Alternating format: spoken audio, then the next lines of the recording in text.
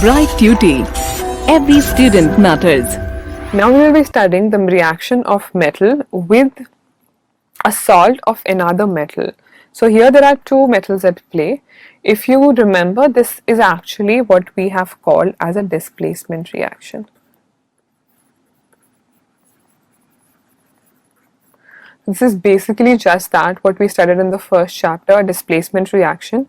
When you add, say there's a metal A and there's a solution of metal B, so in the reaction we will finally have a salt of metal A plus metal B. So this will be a solution, so it's better to write a solution to avoid so basically this A will replace B from its salt solution and the B will come out here, right? So one example here which is given in form of an activity is this, that you take an iron nail, you dip it in a solution of copper sulfate, so copper sulfate is CuSO4.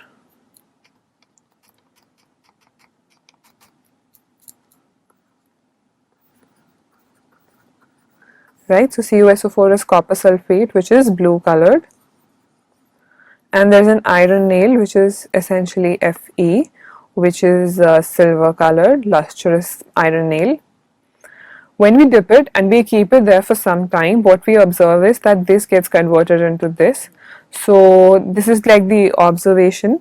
So after some time the iron nail will have deposits on its side of reddish brown color. So this deposit will actually be of copper and the solution has turned like a pale green. That is because it is iron sulfate. So what has happened here is that there was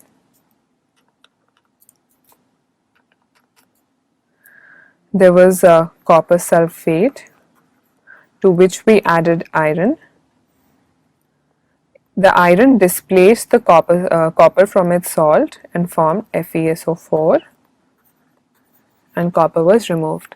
The copper removed deposited itself around the nail, and the iron sulfate solution can be noticed by the change in the color from blue of copper sulfate to pale green of iron sulfate. This is a single displacement reaction, but now we are knowing that how two metals are actually reacting here. So one displaces another from its own salt. Now will this happen all the time? So if I take a copper plate and insert it in a iron sulfate solution, will that also function or not? To understand that, we need to again visit the reactivity series. We did understand this in the first chapter as well, but we'll be doing it here again because we have a better understanding of what metals are. So reactivity series is essentially an experimental way. By doing a lot of experiments, we have arranged all the metals in a reducing order of their reactivity. So the most reactive elements are on the top, the least reactive elements are on the bottom, and as we go down the reactivity reduces. So this means that potassium and sodium are some of the most reactive elements, whereas silver and gold are amongst the least reactive elements. Now for this displacement reaction to occur, the condition is only one, that a higher reactor, for example let's take aluminium. So aluminium will be able to replace zinc, iron, lead, hydrogen, copper, mercury, silver, gold from their salts, but it will not be able to replace the elements that are above it. So any element can only displace those elements from their salt solution which are below that element in the reactivity series. It cannot displace any element which is above itself in the reactivity series. So for example, if I give you a reaction of potassium sulfate, K2SO4, and we add to it aluminium, there will be no reaction. So nothing will happen. Why? Because potassium is more reactive than aluminium. Let's take another example. For example, I am taking zinc chloride, and to that I am adding something which is of a lesser reactivity. So let's say I am adding iron. So in this case the reaction will again not occur because iron is of lower reactivity, it will not be able to replace zinc. Now let's take some examples that would actually result in a reaction. So let's say there is copper. We've already taken example of copper sulfate. So let's say iron sulfate, and we add to it magnesium.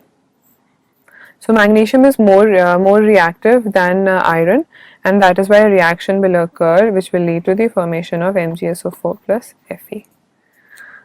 Another example would be that magnesium sulfate is there and we add to it sodium. So again sodium is very reactive, it will replace magnesium and there will be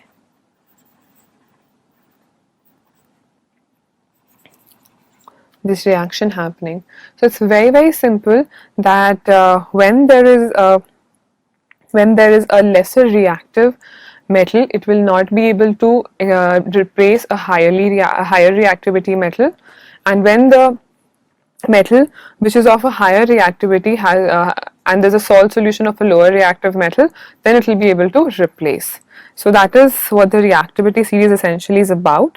And now you understand how different metals are more reactive, because now that you've understood the properties, like how sodium and potassium will catch fire even with cold water, whereas iron would need steam form only. So now that you've understood all of this, you will be able to see that some elements are indeed more reactive than others, and they will be quicker to replace other elements.